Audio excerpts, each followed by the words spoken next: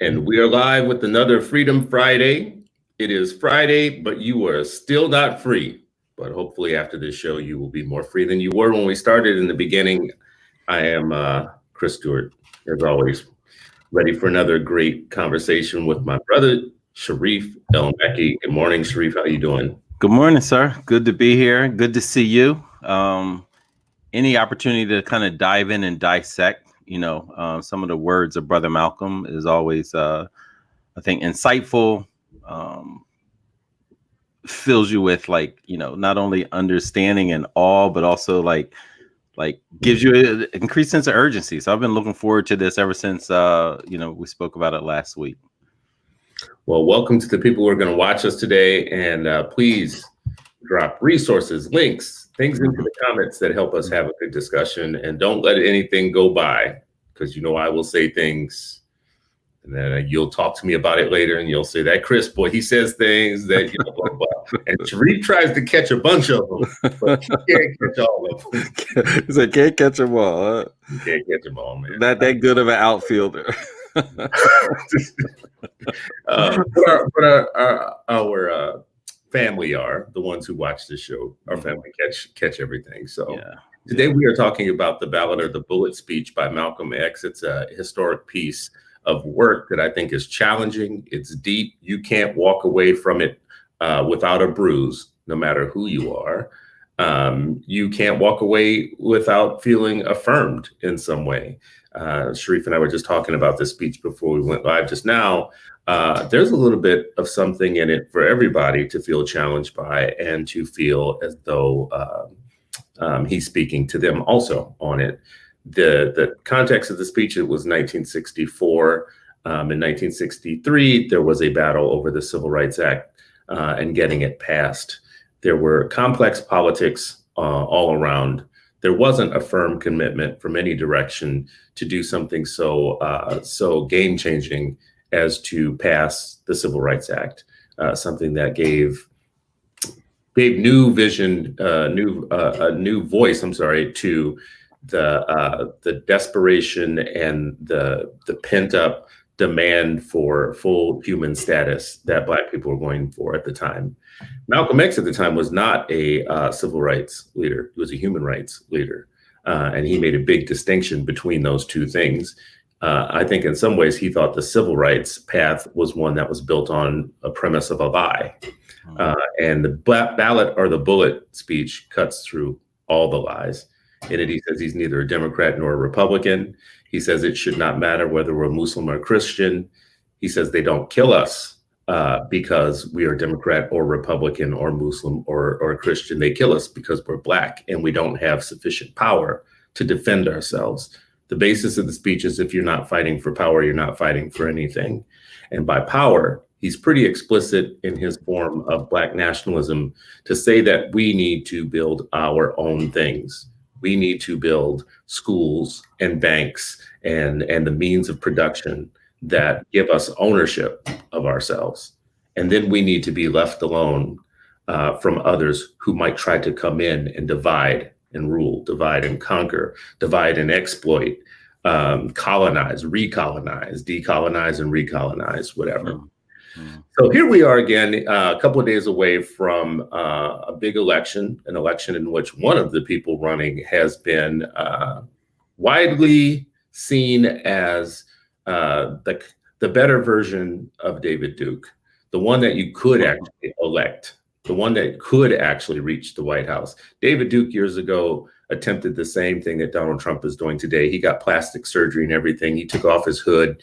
He tried to renounce the more bitter parts of the Klan experience, and it didn't work. He got a little distance, but this is a president who openly speaks from the top office directly to the ears of white supremacists who are currently being violent with people in the streets, currently threatening people at the polls, and looking to actually reenact a race war that they've been reading about for years privately.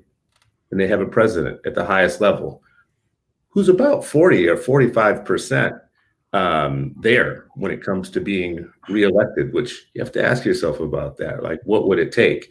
So as challenging as Malcolm X's speech is, as challenging as we might be by some of the language and the rhetoric and the things that are artifacts of his time, we actually should be that challenged by the fact that on the white nationalist side, they have a president, they have congressmen, they have some governors. They have many, many, many people in the House of Representatives. They have some mayors.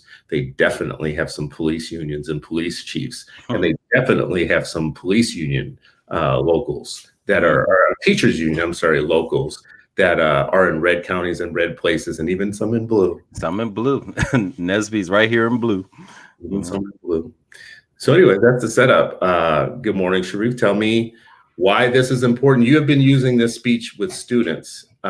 Tell me, let's start there because I care about kids and education. So tell me why this is an important speech in history for kids to learn. No, absolutely. Yeah. The at the Center for Black Educator Development, that's for Ray Ankrum.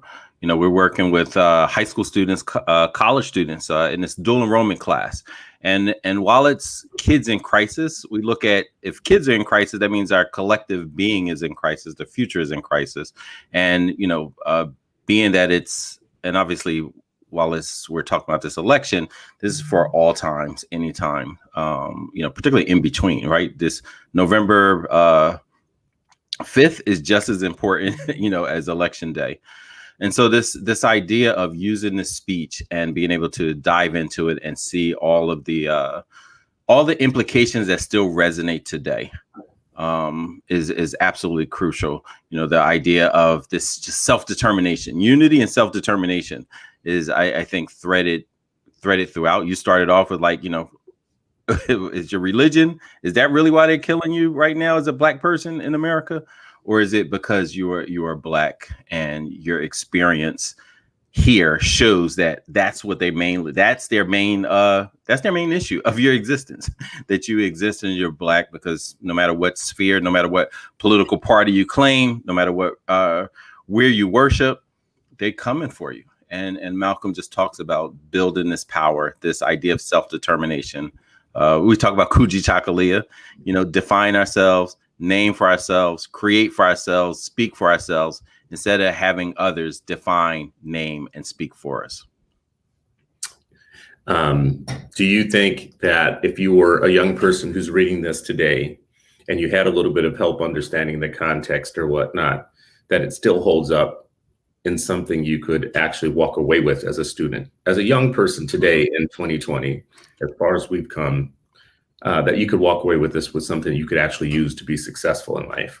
Oh yeah, absolutely. So many rounds of it, and the reason why I was very interested, particularly with this group of students, as I have done in the past, is students are aware. They understand certain things, right?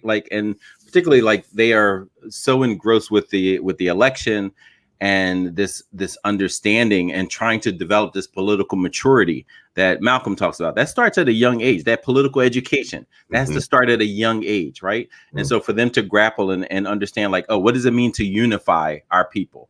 What does it mean to act with self-determination? What does it mean to harness our collective spending dollars and use that? Because it's a capitalistic society, right? Jawanza Kunjufu said, we raise our children in this capitalistic society, but we don't teach them about capitalism and how it's used, right? And so capital, as you talked about a couple shows ago, that's power in this country and most places in the world. That's power. But if it's not you organize people, thoughts, and resources, meaning money. So even that Malcolm is talking about. So all of these issues are things that youth can actually implement while they're young. They don't have to wait till they're gray and hoary headed, and they can do that now. Decide where they make their money, decide if how they define themselves and speak for themselves, create for themselves. All of that is relevant and can be immediately applied. I think that's a great place to start with the question, what are we doing about that right now? We know we've talked about the buying power of the Black collective. Let's just say if Black people were a nation, we know, we've heard it, for years now, that they would be a nation that was pretty well off in some ways, like financially, like we're not broke. We have some things. The problem is that, as everybody watching this would probably have heard also before, is the problem is we are one of the subgroups in the United States where our dollar does not even make a second pass in our own community before it goes out into the broader world. I think it's with the Asian dollar, it's something. Now, listen, don't hold me to these numbers because the numbers change and whatever. The Asian population, it's something like 9 or 10 or 11. I don't know. It's high. How many times a dollar in their community makes a pass before it goes out into the broader community? Same thing with white folks. Their dollar makes circles in their own communities multiple times. That's self-enriching. That is a form of nationalism. The Black dollar, one and done. We get it and it's out. Never builds any wealth. So that begs the question of, okay, yeah, but you would teach your kids that then, right? Like we have a nation of kids. I feel like what Malcolm is talking so much about in this is not actually as a human rights activist, but basically as a teacher of strategy. Where did that get lost, Sharif? Like where in this is 1964, right? It ain't yesterday, but it might as well have been. I mean, we're reading it and we're like, oh my God, there's such revelations in this and whatnot. And I'm like thinking, damn, if you were born on the day that he gave this speech, you would be 56 years old right now. Like you'd be more than a half a century old. Where did we go wrong? Yeah, I mean, I think a lot of it is just not heeding to, his father learned from Marcus Garvey, right? And a lot of the same tenets, that existed when Marcus Garvey was giving similar speeches to, people like Malcolm X's father and his parents, his mother as well. Like, it still gets distracted, right? And he talks about some of the ways that it gets, things get distracted. One, who comes into our communities and sets up shops. And he says, like, you would never, ever be able to do that, right? Like, there's no way in the world I could go to any other ethnic community and set up a store and just say, hey, well, I'm helping you integrate. They'd run me out. They shut me down. A lot of it with a stroke of a pen or now a bang on the keyboard, right? Like they'd find ways to make sure that gets shut down. And then he also talks about be wary of who they send to you, right? Because we got a whole bunch of, for those who saw Life, right? The movie Life with Eddie Murphy. Cole would love that I just referenced an Eddie Murphy movie. But anyway, the Hoppin' Bobs and the Uncle Ruckuses who are, cleaned up, shipped up, they may not look at like they're rabble rousers, they're sent to us and said like, hey, I know the way, follow me. Harry Tubman saying, come this way. They're like, Hoppin' Bob is like, nah, here's the better way. And so like all of that is, continues. That's strategy, right? Divide and conquer. And which he also references, right? Oldest weapon and strategy of our enemies. Unity is our best strategy. It's subversive to be unified when the whole goal of the world is to keep you intellectually divided so that your bodies could be used for labor and labor of one camp or another. He does talk about, doesn't matter if you're Muslim or if you're Christian, keep your religion at home, bring your Blackness with you to the game.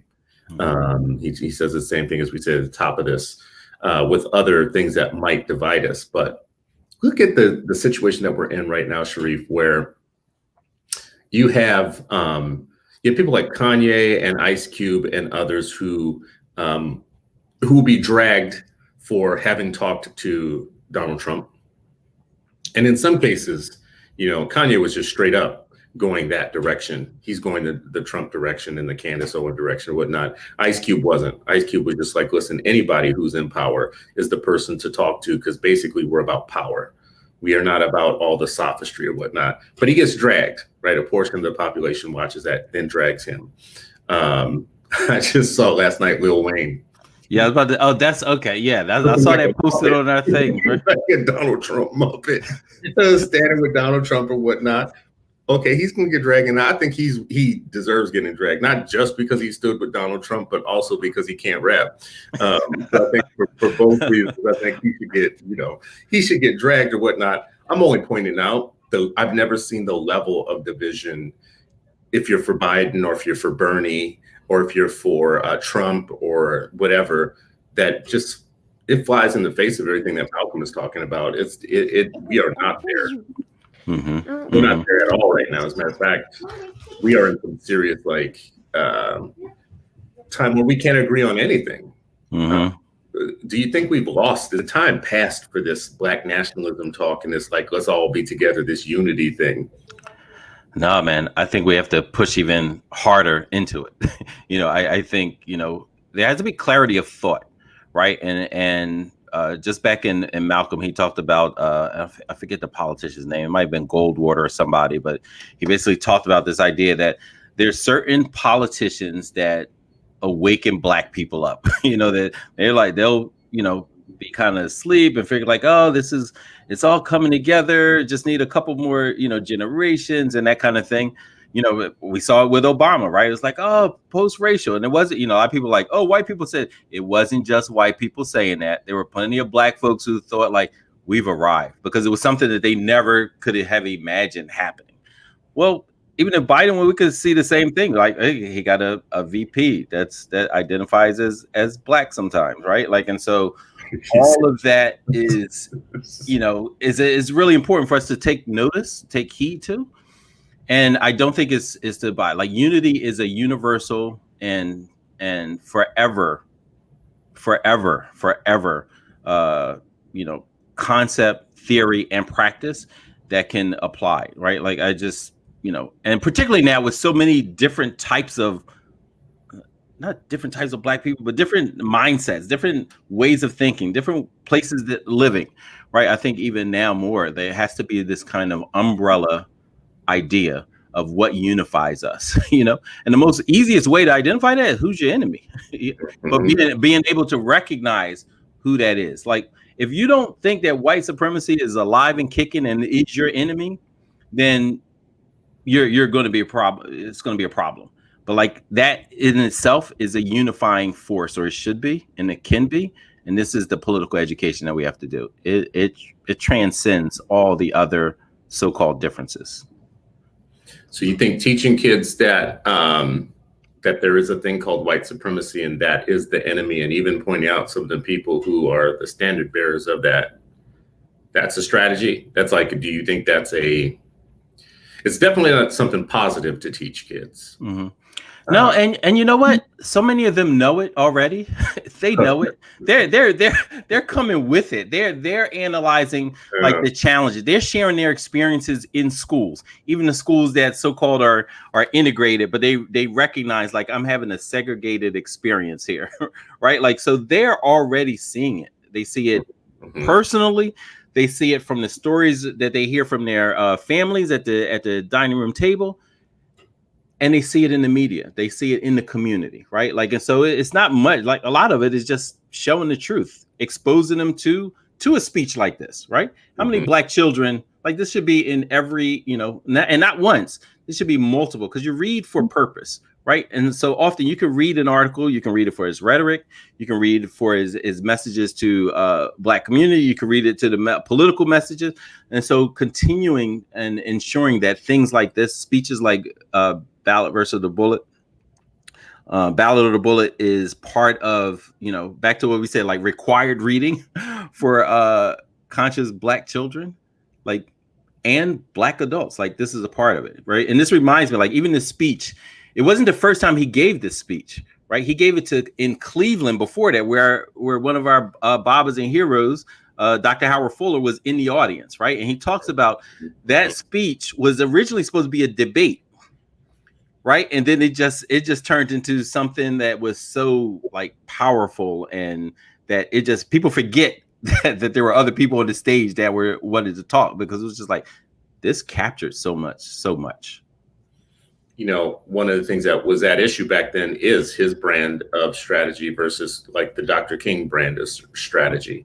The we shall overcome, let's march, let's basically make appeal to the white public that gives us our full humanity. And Malcolm's was more let's make a demand on them. So his was more the no justice, no peace. Dr. King's was more of the, hands up, don't shoot.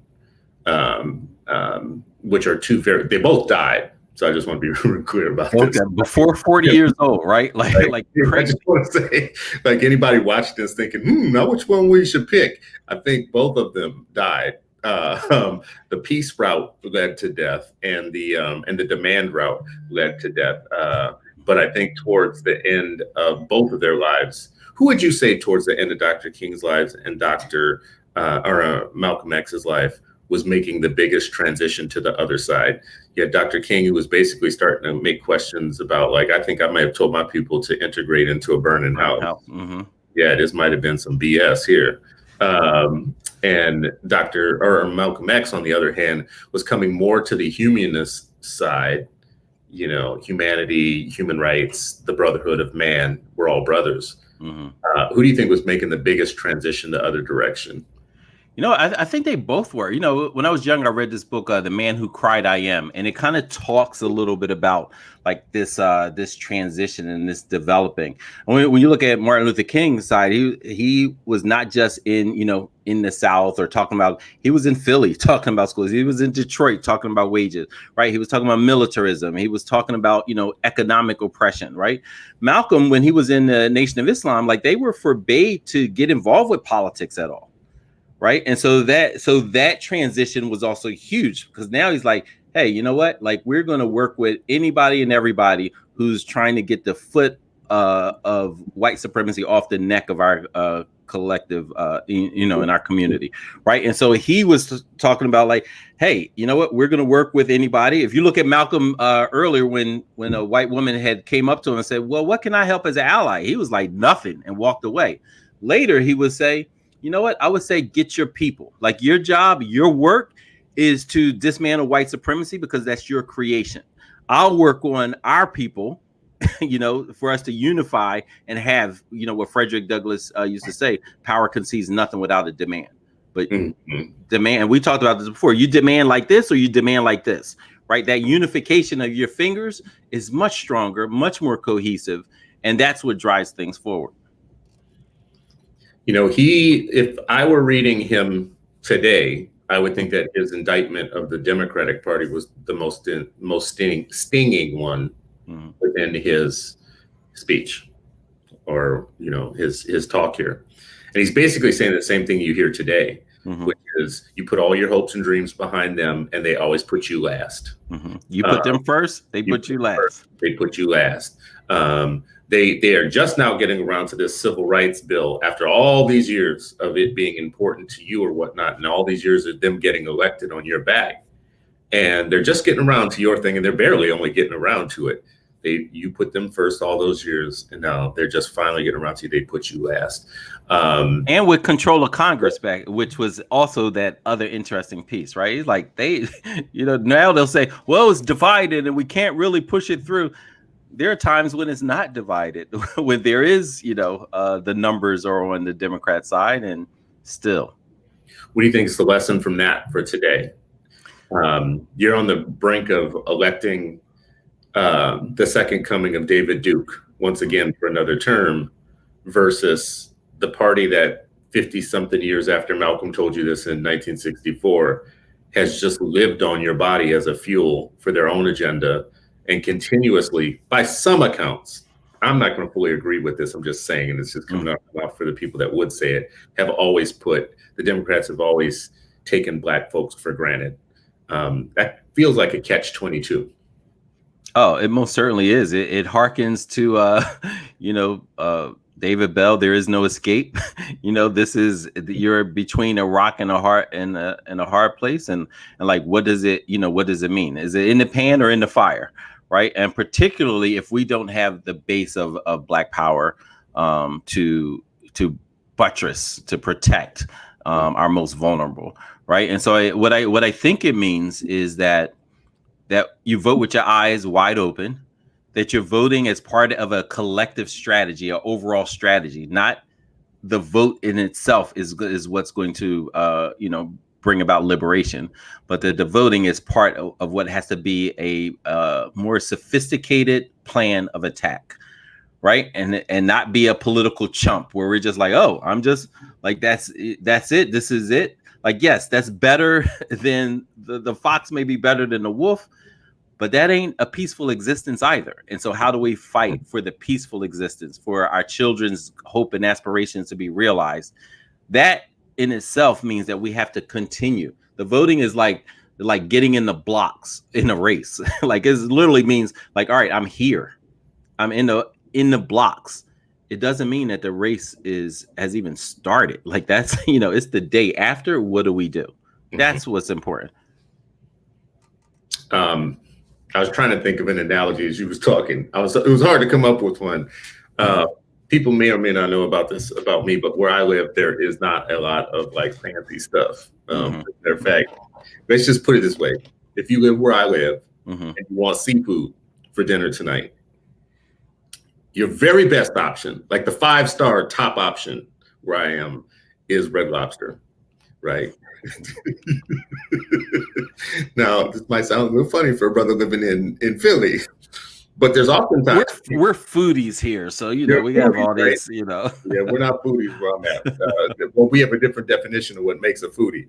So that's your top option if you want seafood where I am, and oftentimes you can't get in the place. You can't even get through the door. We only have one, and you can't get through the door. And after that, you get a sliding scale of things going from Olive Garden down to McDonald's. So if you were starving to death and all you could eat was seafood, and someone offered you the fish sandwich at McDonald's, you would take that fish sandwich at McDonald's just because hunger is your problem. You're just like, at that moment, not changing the world's global food system, right? Like, the world's global food system has a problem. It really does. This is a problem. But if you are hungry, you are pragmatic in a way that you're not if you're obese and you're eating every day too much and you're rich and you're gluttonous and whatnot, right? And I think we don't have the luxury right now of thinking of any political race as being a one and done, or maybe I'll sit this one out or do this one and whatnot. That's like playing a chess game and saying, maybe I won't make the next move. Right? Maybe I won't think 3 moves out because, you beat me so badly in other games. I'm just not going to make any moves. It's a terrible analogy, but I was trying to think of a good one in which your options are not great to begin with, but you're not going to change the game just by sitting out. Voting for a Democratic Party right now should not be a thing that you do because you're a Democrat. You shouldn't do it as a Democrat. You shouldn't vote for a Democratic candidate as a Democrat. You should vote for them as a chess player. And you should vote for a Libertarian as a chess player. And you should vote for a Republican as a chess player, but always coming back to the common collective good of Black folks. And I don't know that I'm making a good argument here. So tell me, are you moved at all by the idea that that the people who are saying, let's just sit out of it, or we've been done so wrong by the Democrats that I just don't even care, I'm just not going to show up? Yeah, they're equally as dangerous as anybody else. Yeah, I think it's I think it's the wrong strategy, right? Like, I think the air is dirty, so I'm not going to breathe. The air is dirty, right? So get filters, do things, get exercise, make sure that you're oxygenated, whatever. Like, there are other things you can do as you fight to get clean air, right? The purest air, right? Like that, but just saying like, I'm going to do something to suffocate, as Malcolm talked about, the political, social, and economic priorities of our community. There's one who says, I am going to raise it to the ground, and who's shown that, who has no problem showing it, no problem telling his henchmen to stand by, right? And so we have to understand, one, the political maneuvers that we make as a community has to be, as you said, it has to be chess, and it has to be aligned, and it has to be both inside, outside. It has to be both local as well as, at the federal, state, and federal levels, right? It has to be aligned. It has to have that interest convergence that Derek Bell talks about, right? All of that is the political maturity that Malcolm, I believe, was talking about, and understanding that we're all in this together, right? One of the funny lines is like, not just down south, right? Like, they're going to lynch you with different accents, regardless whether it's south or north, and everywhere. If you're a Black person in America, everywhere is the deep South if you're south of the Canadian border, right? Like, so that means that we have to unify, and also internationally. Like, what's the international aspect of it? But right now, we got David Duke's second coming, who's saying, "I am David Duke," and what are you going to do about it? Proud Boys stand down. Yeah, stand by, stand. So for me to say my act of resistance, that sounded like a shout out at the BET Awards. You know, Proud Boys, stand back, stand down, sit back, chill out. See you at the party, right? it's you know, that kind of signifying is you know. I'm giving him a hard time though. That man didn't know what he was saying. I'm sorry, he didn't know what he was saying. He really didn't. If you go back and watch that clip, that dude didn't know what he was talking about. Listen, he never knows what he's talking about. Like that's you know, that's apparent. But you know, they know what he's talking about. Yeah, they do. So we better too. Well, I have to tell you, I'm really challenged by this particular election because I happen to believe the folks who do talk about Democrats taking us for granted, it couldn't be more clear to me right now. I care mostly about education as a nation building activity.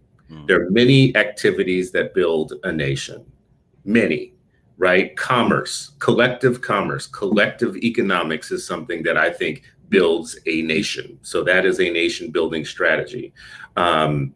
Social cohesion, right? Like doing your, figuring out your differences with each other on the way to court rather than in court, right? Like so that somebody else has to rule against you and your brother is a biblical concept that I think builds nations and builds solidarity amongst each other, figuring out how to administrate your differences and how to promote your commonality. Those things build nations, right? But nothing builds a nation more. There's no place where there is more promise and more hope for a nation to survive and to exist and to thrive than in the brain and the mind and the intellectual development of the young person of that nation, right? Yeah. So if you want to kill a nation, you kill that first, because that's how you train slaves. You train slaves and you train people to be ready for the matrix when they are young. Kill them before they grow, right? Is the strategy for, if you're Belgium, you go into a country, you make the king kiss your boot in front of everybody. Or if you are a slaver, you do a buck busting ranch where you make the old and the elderly completely, you dismantle their respectability and credibility with the youth, with the young people, and then you take them out of the game. And then you import 13, 14, and 15-year-olds into a new nation to make them slaves. You import them when they're 13, 14, and 15, not many old people, as a matter of fact, and people don't know this. You do that because at 13, 14, 15-year-olds, they can start, number one, reproducing others like themselves, and two, they're so dependent on you and immature that you can mold their brains to what you want it to be. So education is number one, and we have no bigger enemy to mass education for the marginalized peoples of the United States than Democratic people, Democratic politicians, Democratic presidential candidates, Democratic friends of teachers unions who actually are defenders of the current system that miseducates the Black populace. Right. And miseducation to us has to be seen as like the crack epidemic or secondhand smoke or anything, smallpox blanket. You give any analogy from history, miseducation of Black people has to be seen as the biggest public health threat to Black people. Right. So whereas I'm sympathetic to all the other stuff that is on the agenda for the Democrats, I'm challenged by the idea that I'm put in the position where I have to vote for them because their opponent is actually a madman who is destroying all of the country and will take us all down together with him, versus the person who I know will sell us out at 11 o'clock at night with a phone call with the National Teachers Union if they ask him to do it. He will just completely sell our children's brains down, and he'll do it with a backhanded claim of, but I'm going to pump so much more money into the system that you should be happy. And that would be like somebody saying, I'm going to pump more money into the prison system or into the courts so you get better treatment in those systems that you maybe shouldn't be in the first place. All right. Did I go too far? For brief, El Mekki? Listen, a lot of what, when Malcolm talks about this so-called democracy, but what we experience as Black people is the hypocrisy. I think that's what you are, what you're speaking of, and I think this goes back to, I believe that what he would still say is vote and fight, right? Like not vote and then sit on your laurels, right? And so like whatever our demands are, that we are understanding clearly what it means, understanding clearly who makes up, the teachers unions and who makes up the students in the what used to be called dropout factories, or whatever term that people want to use, schools and systems and districts where children are being failed, and a particularly group of children being failed pretty consistently. When my thing is, if you're running for political office and you're not looking at, I haven't heard this mentioned, and not to say I've heard every single speech, but if you're not talking about that 80% of Black children in lower elementary schools can't read on grade level, if that's not the crux of your educational plan, your educational policy, then you're missing the mark. But what we have to do is still say, like, okay, who can we push and who can we not push at all, right? And so but you got me feeling a little bit about like Malcolm now, right? Okay, so let's say this, bro. Who can we push and who can we not? I'm with you on that, really. I'm just going to do a little bit of go ahead. Not God advocacy. I'll never say devil's advocacy because I'm not with the devil or his advocacy, but I'll say not God advocacy on this point. I'm with you 100%. Who can we push? Pragmatically speaking, who can we elect and then push? And they might bend a little bit or whatnot. And in some ways, that comes back to being in 1964, saying like, they're still putting us last. I still have to convince you that I should have the right to send my kid to any kind of school I want to. After 400 years, I have to actually literally convince you there's no escape.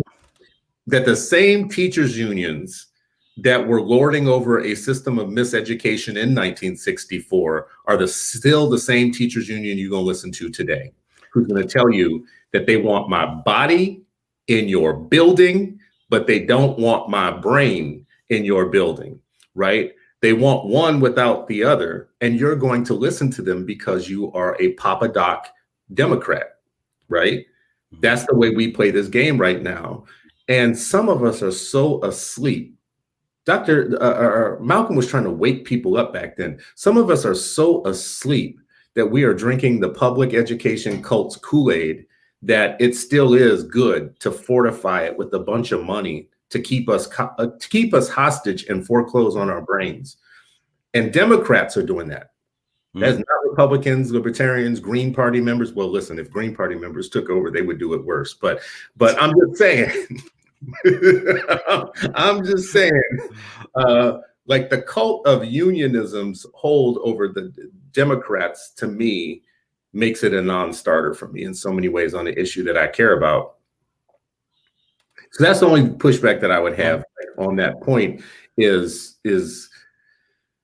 I think Malcolm would be challenged right now with all of them, right? Absolutely. I don't know when he wouldn't have been, right? But I think a big part of what he also was telling the youth, because one, he was saying like, listen, we're bringing Black nationalism into this whole civil rights conversation, right? Like, because it just wasn't him; it was other folks who were, immediately after and before, who were talking about this, right? And like, oh, this has to be different.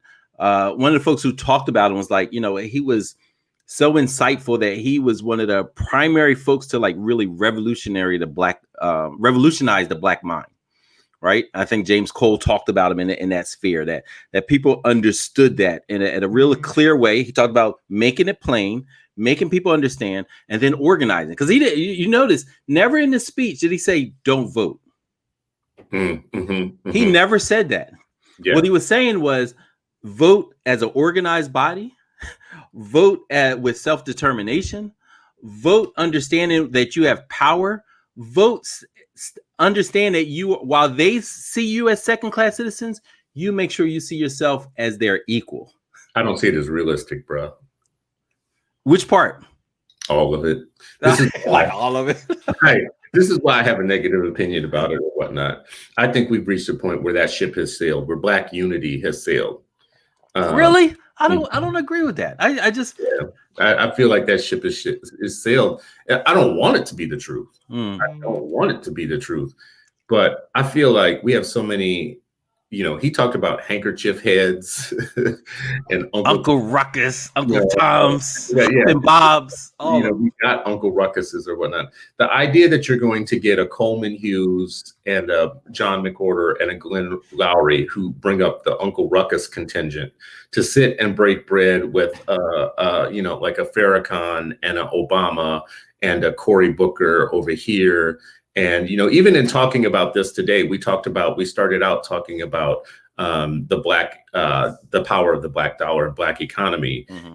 And there was one of our family members here in the comments posted something by Dr. Jared Ball, which he was on Zakia's show last week talking about the fact that it's a myth, that the $1 trillion black dollar thing is a myth. And it's Dale Hamilton, who's one of our family members here. So welcome, brother. He said, please read The Myth and Propaganda of Black Buying Power by Dr. Jared Ball. Dr. Jared Ball was on a show with Zakia last week, and they went around a little bit about this, the difference between black capitalists and black quasi socialist or neo-Marxist, right? This is the reason why I say these type of things have sailed. I'm not a socialist or neo-Marxist, and I'm not about to join any black socialist or neo-Marxist thing that tells me that there is no power in trying to build businesses and that it'll never cure the wealth gap. And all we have to do to cure the wealth gap is to beg white people to get good with themselves enough to give us some stuff that we were owed from years ago, with the expectation that that's about to happen, because we know that that's totally realistic, right?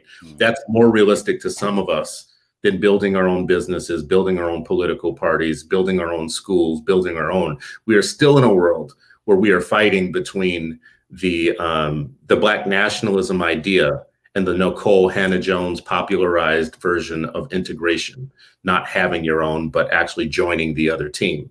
So if we can't even get straight on the fact that we should have our own stuff, our own houses, cars, businesses, banks, stores, libraries, colleges, schools, blah, blah, blah, then, I mean, come on, man, help me out. Help me understand how it's realistic that we're going to get to a point where black folks can agree on a candidate, agree to pull their votes in some way and vote for the same person. I mean, we're having problems doing that right now. Trump is probably going to do better with black people than any Republican candidate has done in years.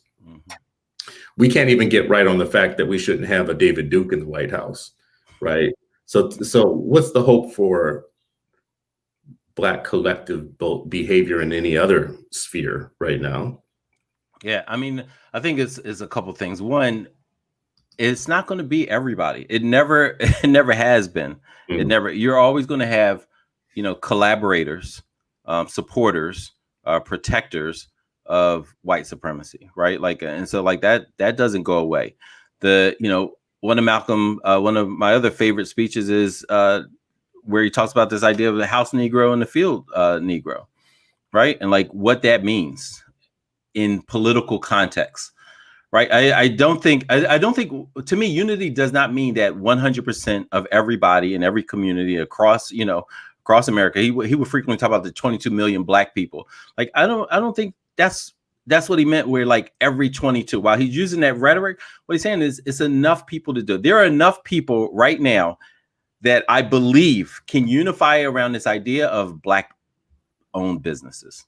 I just believe that. You see pockets of it. What it has to do is be unified, right? When you wrote that article a few years ago about the secret meeting of black people getting together and really focused on educating, I think you didn't even just say just black people. Maybe you did. I can't remember. But you were basically the secret meeting that people are unifying around concepts that's going to advance the causes of our community. People were excited. Some were mad because they're like, where's that meeting? I wasn't invited to. Right. Other people were like, right. Other people, it was a sense of relief. That was like, thank God people are organizing around this and important. I believe a lot of people find it important. And sometimes it's like, oh, we're going to go to the moon initially. If we started off with making sure that our fight, yes, there's all this attack on parents making independent choices. But suppose we solidified everybody who's in that space that we need more Black-led, Black-founded schools. We need more Black teachers who are hell-bent on ensuring that educational justice and racial justice are pursued simultaneously and collectively, because it's a single thread, right? Yeah. And if we started Black businesses, and then if all the churches and the masajids, right? Like, because this is another part, right? Like, suppose they start. So like in Philly, we have this organization called Power. It's faith-based organizations that say, you know what, we're going to start talking about justice, not only from the pulpit, but out in these streets. Right. And so it's cross-reading, as Malcolm said, like, you know, it's imams, it's folks from synagogues, it's ministers. And then we have to think about, okay, how have they done that in the past, and what can we do now? Because that speech that we were talking about, Ballot versus Ballot, the one in Detroit, the one in Cleveland, was held at a church. That's the one Dr. Fuller was there. Then a week or so later, it was held in Detroit, and that's the one that folks are usually, associate with. Remember, they were Black ministers who tried to ban him from there, but it had already everything had already been signed. Yeah, Martin went through the same thing, right? This is kind of my point. That's still a problem today. That was a problem. But it still happened, right? There were those Black ministers, but yet 2,000 people showed up, and probably way more wanted to. Yeah. So and he starts off saying like, "Hey, some of y'all out here are the enemy," like, right? Like, you know. But COINTELPRO proved to us. We did a show on COINTELPRO. We did a show on the Black bourgeoisie. I think we may or may not have done a show on Black labor at some point. But the way to win against us constantly is to peel off. If you are creating a Hutu strategy, it's to find who's the opposite of the Hutus, right? Like, you're the Hutus, and let me go find some Tutsis, because the Tutsis divide and conquer. Divide and conquer. And it's so easy to do that with us, because everybody's on their hustle and everybody's right. That's the other thing. Like right now, we can't, unify around Biden because he signed a 1960-something crime bill, and we have a whole brains of people that are stuck in time. Like, the day that he signed that bill means that anything useful for any strategy from him ever again is done, right? Well, that's such, to me, juvenile thinking, but I can't get across the fact that it's popular thinking right now on him, right? We have people out here who are still going to vote for Trump no matter what. Black folks who are still going to vote for Trump because they've so identified with the Republican identity that they will let any dude within that identity ruin the world, because they've just bought into this identity, right? They don't have a Black identity. It's not a Black identity. They're not voting with the collectivist Black identity. They're voting with a whatever identity they've adopted in the United States. And anyways, to be very real with you, I don't know how you feel about this, because you're a political independent. You don't care. I really just feel like the biggest damage done to us is by the Democrats, right? So even if I am playing chess in this particular election, I'm doing so with eyes wide open, knowing that the Democrats are the biggest threat to Black progress, in the one way that I care about, not in the way that everybody else cares about. Everybody else cares about many issues. I care about one, the Black intellect. Who is being a faithful guardian of the Black intellect from day one and all, because all the power we have resides in the young Black intellect, right? There is no power anywhere else greater in the planet for the promise of Black people than in the young Black intellect. So anybody who's going to the heart of that to kill it before it grows.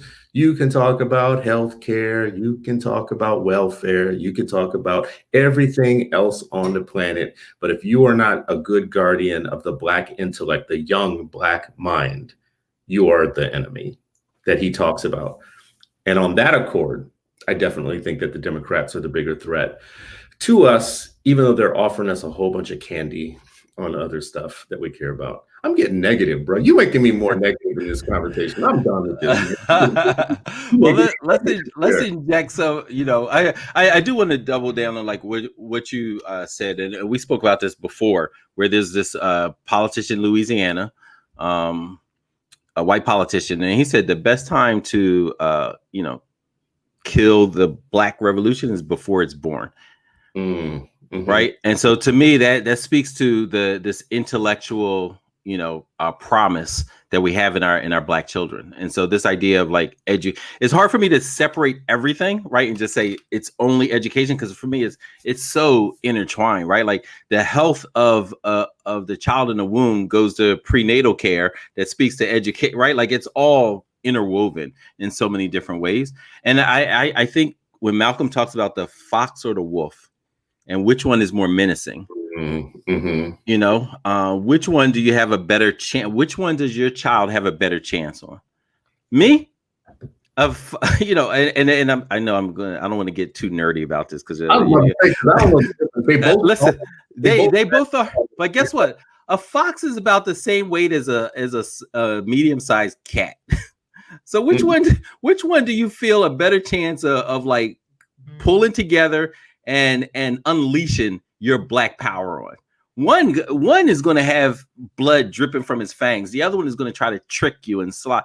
Like let's be a Nancy the spider. Let's out trick the trickster, right? Let's understand like what it means to again with a Nancy, right? It says even a single spider, nothing, but the threads of the millions, that 13%, the 8 million Black children, like that that's I still think that's what it has to be. It goes back to interest convergence that we've spoken about a lot.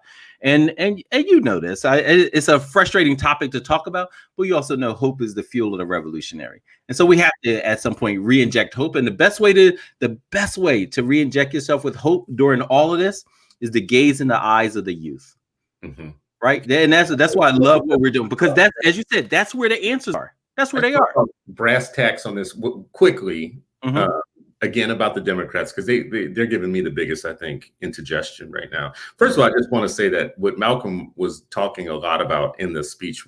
So some people who listen to what I say, especially on the libertarian side, will go and read the speech again and pull it up from history and find some very offensive things in it because of his language and because of his analysis of white supremacy. What they will be missing is it's very much a libertarian strain.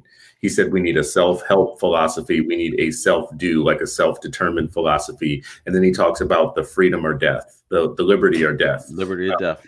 About Thomas that Patrick Henry could say that we can't. And he talks about all the founders and Washington. And he was like, they were looking at an English imperialist system, and they weren't talking about nonviolence for their freedom. They were talking about liberty or death. And basically, he takes that as a precursor to what would be good for Black nationalism, right? That freedom or death. So I just want people to recognize and realize, because I'm gonna make this pitch for libertarianism right now. What Malcolm was talking about was libertarianism with a little bit of flavor on it, but still libertarian after all. He was saying, I'm not a Democrat, I'm not a Republican, I'm not even like gonna identify straight up as an American. But he was making an analysis of what it would take to be free. And his analysis of what it would take to be free was very close to the American, how America was born, out of struggle and violence for freedom, for straight up freedom from the empire. So anyways, I just want to point that part out and say that. But again, back with the Democrats, I will just say we just got to do what we got to do. People got to vote the way that they want to vote. We're going to get through next Tuesday. However we can, and we're going to come out the other end.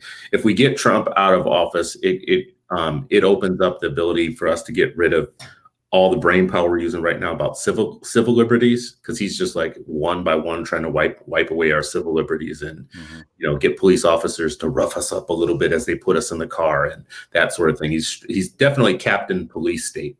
So, but then let's not forget that if we were to get a Biden in there, the real work begins then. I did read an article years ago that was a psychology article that said that the slaves that were the most cruel were the ones that were supposedly nice to their slaves. The slave masters that were the most cruel were the ones who actually weren't the ones where you could just tell 100% that they were brutal and whatnot. The ones who had mind tricked you into the belief that your captivity was actually a good thing. They were actually more kind of more of a problem for your psychology than the masters that you could just look at right away and know straight up were murderous thugs and mean people. And I kind of feel that way right now about this issue that we're talking about. We're never going to get around this idea that Democrats being wrong on education for us and telling us that all they need is for them to remain in control, their teachers and their teachers' unions to remain in control of the agenda, and them to just get more money into the hands of those teachers and those people who are lording over a system that is miseducating our kids. You're never going to get me to the point where I'm going to see that as anything other than a primary intellectual genocide of a people that carries on from people that are smiling in our faces, giving us hugs, marching with us on other issues, doing everything. So when you talk about the fox and the wolf, I think the fox and the wolf can change positions at times. It's not like one party is not going to be the fox or the wolf forever, right? I do think teachers unions have consistently been whichever of those two dogs is bigger. I don't know what you told me, like wolf is bigger. Yeah, go ahead. Yeah. Like one of them damn things is bigger than the other. So listen, and we've seen that, right? Go ahead. Say again. No. Well, I was just gonna say that's kind of like just my closing speech on all this is just that basically we got to do what we got to do right now, but at the same time, don't think that even if so-called winning on Tuesday for us isn't just opening up another place where we're gonna have to win again. Listen, and I love that you said that the fox and wolf is interchangeable, because I do agree with that. Like we saw the fox turn into wolf in New York. We talked about them crushing Black independent schools. This idea of Black families, Black teachers saying like, oh, we need something different, and the folks in New York aligned with the police, and tried to crushed it, right? Like, and said like, no, you will not have, these Black institutions underneath this umbrella, right? And I do 100% agree that can be interchangeable. I also think that at the end of the day, as you said, like the day after, how do we unify? How do we unify beforehand? How do we unify afterwards? And I think anyone who stands in the way of education for our children is, they like that is a significant issue, and it's always been, right? Education is not the civil rights issue of our time. Education was a human right issue from in the past millennia. It was a human right issue 400 years ago, right? It was a issue 100 years ago. It was an issue in 1964, and it is an issue now. So we can't lose sight of that. And I agree with you. You say like a single issue of voting. For me, it's a little bit more complex than that. But education is still the foundation of it, and everything else sprouts from that. So, I think that's a good way to put it, because I started out in this election saying I'm a single issue voter, like I'm voting for the Black mind. And to emancipate the Black mind. So in that perspective, the Democrats are clearly the loser in that. The idea that I'm even considering voting for Joe Biden definitely means that I'm thinking like a chess player. I am not thinking, because I actually think that they are the biggest threat to the Black mind that there is. I believe that all sides, like I think that the Republicans are the biggest threat to the Black body. Right. Like to me, which is different. They want to lock you up. They want to throw away the key. They want to cage you. They want to capture you. They want to capture you and put you in places. I think the foreclosure of the Black mind takes place in the public education system, the miseducation system, the system that is large and well funded and puts out predictable results year over year, which are less than a third of our people even being able to read in modern times on grade level or proficiently. It's 2020, right? Like we got more power in our hands, in our cell phones, in our pockets, computing power than put a person on the moon, but we can't teach people to read in 2020. That is either purposeful, can or won't. That's a great point. And the people who administrate the system keep acting like our friends in the way that Malcolm warned us that white liberals do, period. People forget that Malcolm gave white liberals more of a hard time than he gave straight out racists. Because with straight out racist, he was basically like, they're straight out racist, simple and plain, right? And John Wayne. So the biggest ones he will like were, right. The ones he gave a bigger problem to were the secret killers, which were the white liberal, the Democrats and others. And I still want to do that. I do want to put up here, like, so our sister Michelle Johnson says, Chris, the Republican school plan has nothing to do with Black intellect either. Their plan only works for Black people if they take advantage of the individualistic opportunity that the Republicans, are offering. But we are succumbing to that trickery too. See, this is the type of thing where if we had a big Black constitutional convention where we're going to write the Black Constitution, we would have to actually like go through some of these things because our people do not agree with each other. My bottom line is the Republicans don't have an education plan except for choice. That's the only education plan they have is school choice. They don't have any other education plan because they're actually not big into education, period. They're just into each individual being able to get what they perceive to be an education for themselves and letting you decide. I feel like if the devil himself is going to offer you something, and he's going to say, let me give you two pills, the red and the blue, as we talked about in the Matrix. And one of them is, I'm going to give you the opportunity to take your resources and go educate your people the way that you see fit. Or the one who's like, I'm not going to give you those resources. I'm going to hold them because I'm better at educating you than you are. Those are two plans. Those are the two plans that are being offered to you. Choice to go and build your own apparatus for how you do it because we don't want to educate you, or we don't want to educate you, but we know better how to educate you than you know how to educate you. So let us hold the money for you. Let us hold your paycheck for you. Let us hold the dollars. Come on, bro. You know we love you. We know we love you. Didn't we give you some food stamps? Didn't we give you some stuff? Right? You know, like it's us. Come on, bro. It's us. We love you. You love us. Right? Am I wrong, Sharif? This always happens at the end of the show, too, by the way. This always happens at the end. Listen, this is what I would say. You know, and I said it earlier, like we have to be sophisticated. We actually have to have a plan. When you talk about like the constitutional conventions and all this stuff, they fought over, you know, how best to promote white supremacy, right? Like, so there's always going to be, right? Like, it's not like they just all agree, right? You see that Ben Franklin snake and it's all chopped up. He said, unite or die, right? We can take that, you know, while their mindset and their premise, you know, was based on one thing. Ours is based on something else. Ours is based on humanity, our children, our community. But that concept of unite or die remains the same. I don't care who occupies the White House. Right. And so if we're not doing that, if we, you know, folks who are forgotten that Ben Franklin picture, you know, take a look at it and look at how he communicated that. I think we have to have that same kind of understanding because we are dying, you know, our children and our futures and our aspirations. Everyone loves to say children are our future. We have no future right now if 80% of our children can't read. So stop singing the songs and let's get to work. But the first thing is November 3rd. After that, double down on our efforts. So you're telling people to vote on November 3rd. I'm saying vote. Malcolm said organize your voting, right? Like get youth. You know, he was a lot of times he was talking to youth too, right? We saw Stokely, we saw SNCC, we saw portions of SNCC saying we need more, you know, agitation around these issues. We need more, you know, political power in these issues. Same thing.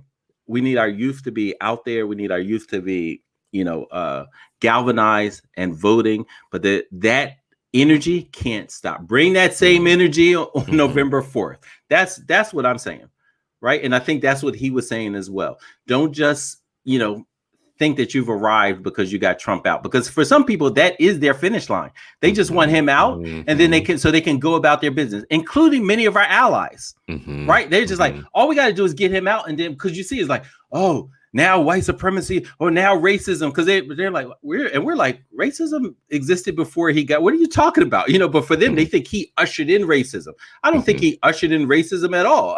I think he just amplified the vocalization of it. But as far as the systems, the housing discrimination, the miseducation, the economic disparities, all of that was well cemented beforehand. So it's almost like he was like whiskey for racism. It's like you get a little drunk and then the truth start coming out Like, so you start telling people, but it was there. It was there. Like, what are you talking about? Right? Like, but that was the message that we saw. But I saw so many articles that were talking about, like, he's bringing the country back. I'm just like, wait a minute. When's the last time you looked at the wealth gap? When's the last time you looked at student outcomes? Okay, but wait a second, Sharif, because he will tell you, the best for black people ever. Where's my blacks? There's my African Americans right there. More black people working. He'll tell you, that he was good for the black economy. And actually, there's a lot of black people that actually believe this. I think one of them might be in our thread right here. We're not going to go down that rabbit hole. I don't think he agrees with that. Because we're not going to try to light the fire of ignorance on a Freedom Friday show. So you are saying vote on November 3rd. Don't consider it the finish line. I love that. Like, it's not the finish line. It's actually the starting line. Yeah. There are times in chess where you make a move where it's not the one that's going to get you the other person's king. It's not the decisive move, but it is going to protect your board the way that you want your board to be protected. It's not the end of the game. You have several more moves to make after that. So I love what you just said, is because it's like, if you're thinking 3 or 4 moves ahead, November 3rd is move 1. And then, 3, 4, 5, we're probably going to have some other shows. Let's say that Biden wins, which, I will be okay with that outcome. Given what I have survived for the last 3 years, I can survive Biden as a president, I guess. But we're probably going to have shows shortly after that about who's going to be the Secretary of Education, what type of things black people can expect out of that leave us in the position of more in control of the apparatus of education for our kids, not less in control. Right. As we should. We'll have to be talking about that, right? As we should. And you know what? When you think it's something that you can be heard about and push, it's like you see that last that wall that needs to be felled, right? Like, you want to push it over. It's when it's you think that you have is when you push even harder, right? And so what I would say is Biden wins, and then we push even harder. Yeah, that's what I would say. Like, that's what our communities need. That's what they need to see. And you see pockets of it, man. You see it. You see black folks who are more conscious about our community saying, like, hey, I'm going to run. Or folks saying, like, I'm going to get on the school board, right? But the first thing that Malcolm says is wake people up and then help them get organized. Okay, see, all this stuff always comes up at the end of the show, but I'm just going to say this about get them on the school board. Right now, our brother, Dr. Charles Cole, is helping people in Oakland do that.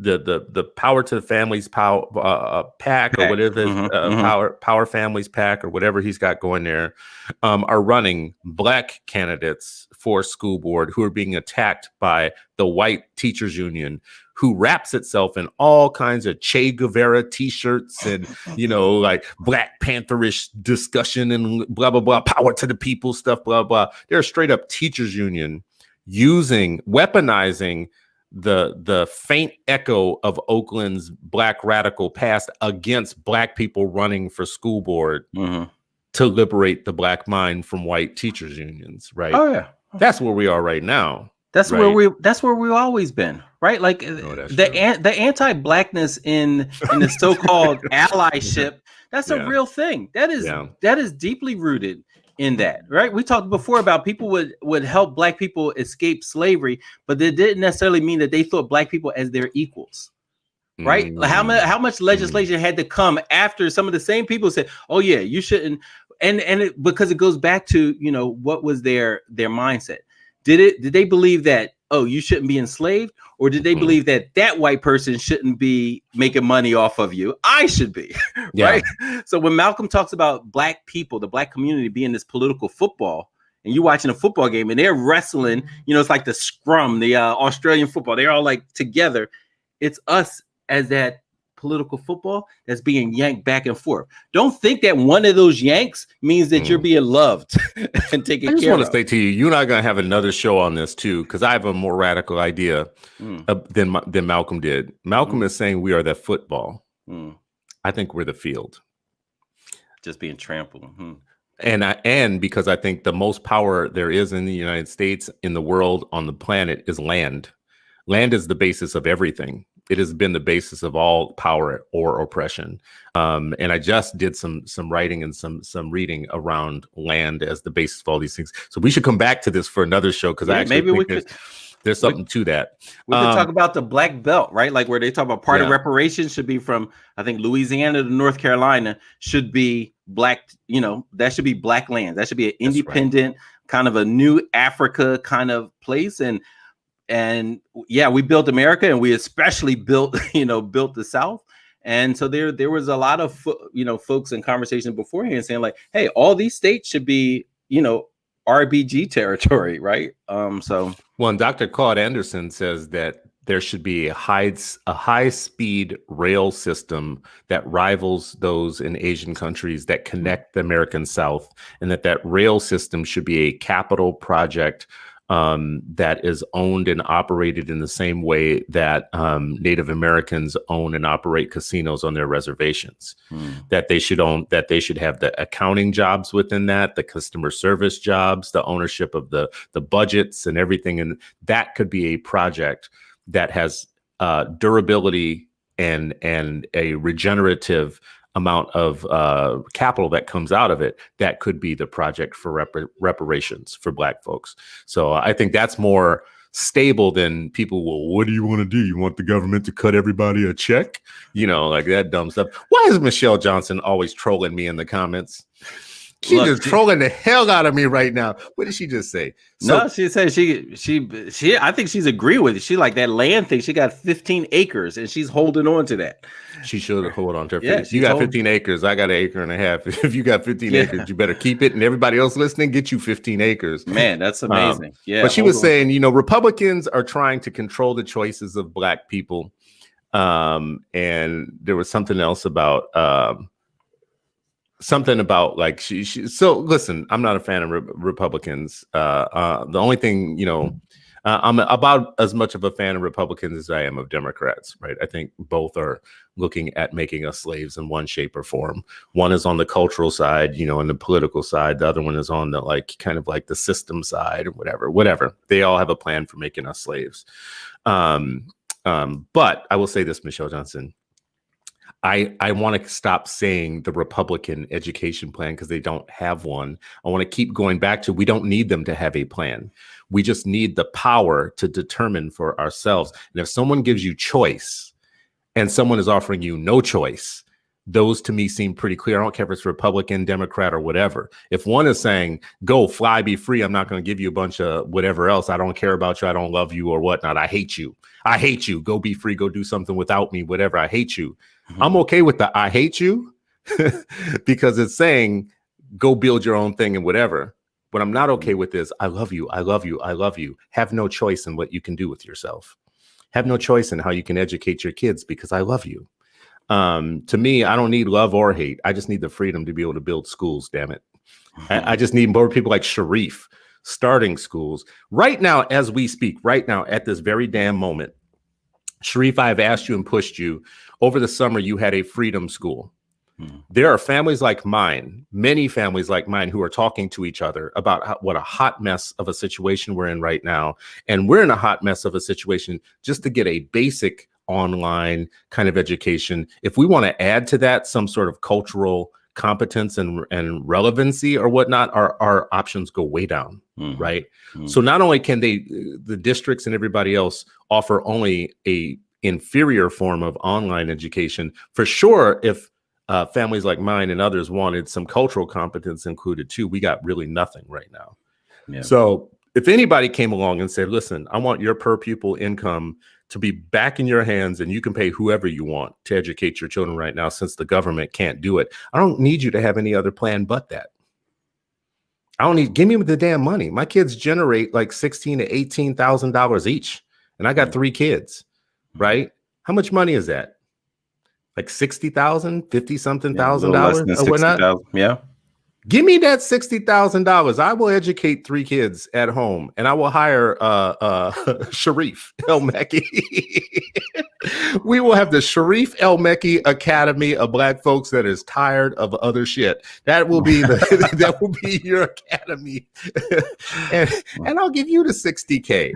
Is that a deal, bro? You want the $60K to educate my kids? Listen, whatever we can, any way we can invest in our children, our schools, our community, because it goes back to that Nguzo Saba, right? Kuji Chakalia, define ourselves, name ourselves, create for ourselves, speak for ourselves. You can't do that without independent Black institutions that are aligned to the whole idea. Right? Like, it's no way in the world, most people can go through this indoctrination in a white supremacist culture and then come out of it and say, yeah, I'm going to define myself. No, you're actually just parroting what you've already been defined as. And so I think this idea of, protecting the Black mind, shout out to Kaya Henderson, right? Reconstruction.us, right? Like, folks, check that out. Like, quickly, it's a long wait list, right? But like, as she's raising money to be able to do that, we're training teachers that we're hoping we can partner and can be part of her, teaching core group workforce, right? As part of that. So they're training freedom schools and then also supporting Reconstruction, right? It goes back to Black education, because at the end of the day, they used to, under any administration, Black schools were being burned down. Today, they're still being burned down. They just burned down a little differently, right? They do it with a pen. They do it with a keyboard. They do it with a Excel spreadsheet, and they do it with the moratorium. Delete cells. Exactly. They right? do it with the moratorium. Exactly. Yes. So when they say moratorium, like, regardless of, like, suppose it's Black led, Black founded, we don't care. Moratorium. Matter of fact, we're gonna wear our Che shirts and show up in so some of this stuff has to be white proof. Yeah. White proof, like that's how I look at our education. How is it white proof? And Negro proof too. And Negro, well, the Negro proof who are doing that. If they hop and bob, that means they're already just responding to the same thing, right? They've already been defined, they've already been named, they've already been spoken for, and then they're just repeating that. Yeah, well, listen, as we wrap up, I'll say I agree with you, Sharif. We should vote on November 3rd. I will just reiterate, I think we should vote as chess players, but not as cult members, not as devotees to any side or anything. In the long run, I'm not going to drop my idea that when it comes to all of these folks, I don't see them as political parties. I see them as individuals with an offer, and I'm going to weigh the offer or not. The offer of incarcerating all Black men who disagree with white America right now is the offer that one of those parties is making. So I'm going to vote against that. But what I will say after that, this idea that I don't need a Democratic or Republican education plan. I need the freedom for people like Kaya Henderson and for Sharif El Mekki and for the Black Principals Network that I just saw develop, and the Black Charter School Collaborative. What I need is for all those things to start building the nation that Malcolm was talking about. And for them to do that, they're going to need this thing called resources. And right now, one team is telling you, we have this amount of resources for you people. And Chris Stewart, you generate about 62,000 or 60,000 or 58,000 or however much of those resources, but you can't give them to Sharif and Kaya and Heather and Kim Smith and the others that are developing a way for your children to be educated, because we have decided that your $60,000 for your 3 children is better given to Randy Weingarten, because she has your best interest in mind. And she has proven herself to have your best interest in mind. And so we're going to give your money to the Imperial Mother, and she's going to educate your children, versus the other side that are saying, we are so tired of being responsible for your Black asses. Here's your money. Go do what you want to do. Right? I like that second plan better. I'm sorry. I'm just sorry. Listen. Why are you always laughing at me like that, bro? As my grandma would say, you got a way with words, son. You got a way with words. Listen, 100%. Shout out to folks who are out there doing that. Who have clarity of vision, decisive action, and are bringing about, the collective labor, the collective ingenuity to build institutions to ensure that the Black mind, the Black child, God-given human rights are respected and nurtured and grown. Places like Philadelphia, community stakeholders who raised money and started, while everyone was talking about COVID, in school, out of school, or hybrid, there were families who were saying, like, listen, I'm an essential worker. I have a first grader. What do? I have nowhere to turn. And places, Philadelphia community stakeholders who said, like, we're going to raise money. We're going to rent warehouse space. Well, actually a church. The Black church showed up, Bible Way Church down in West Philly, right? And gave space for them to educate children, right? And again, it starts small. I think it's 30, 40 children, right? In elementary school, but the idea is like to build and grow, reconstruct and build and grow. Black Principal Network, Heather Harding and her team, build and grow. That's how this starts. That is what the Ballot and the Bullet was about. It is about harnessing our power, being unified, and understanding what self-determination looks like, particularly with the education of our children. I appreciate that, brother. I think that is a great place to land. I appreciate everybody who is watching. Michelle Johnson, even as you're trolling me, you always give me the wisdom. I love it because it's a family member. So somebody who cares about you, even as they alter your perspective and add things and whatever. So that's the loving way in which we should be actually working with these issues. Toya, who just always we have some Black family members like in this network who just treat us as if like we have something of value, and they show up every single time to treat us like we have something of value. And that is actually the spirit that if we were to harness that with each other, whether we agree or disagree or whatnot, now we're on to a movement, a real movement. Love what you added, Dale Hamilton, about that thought with Dr. Jared Bell, and I think we should have him on. We should actually try and get to him, Sharif, and maybe even, on a Freedom Friday soon and talk to him about this idea, because it's definitely different than mine, but it's so informed. And I think it's really important. Listen, man, 8 million Black children. 8 million Black children. I can't stop saying it. The 8 million Black children, the most unguarded children in the United States, meaning that anything can happen to them and it would be acceptable to the population, to the majority population, that our kids actually are not getting what they need in their growing and young years, and it has lifelong consequences, and that's on us.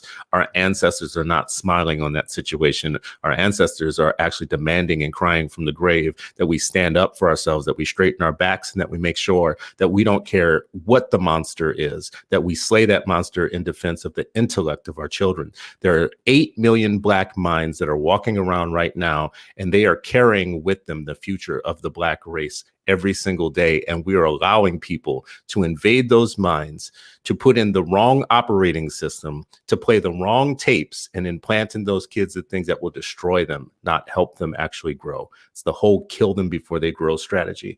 November 3rd, as Sharif basically just said, is a starting point. It's not the finish line. We cannot look at it as we go out there, we do our job, we vote, and it's over. After that, the real monster shows up. And that's the slave master that wants us to believe that they have our best interest at heart, even as they're foreclosing on the Black mind in a very profitable system called the American education system every single day. I can't convince you that it's more important than healthcare or criminal justice reform or whatnot. I know I can't convince you of that. But what I need to convince you of is you are responsible for the Black intellect, the Black mind, the Black young person.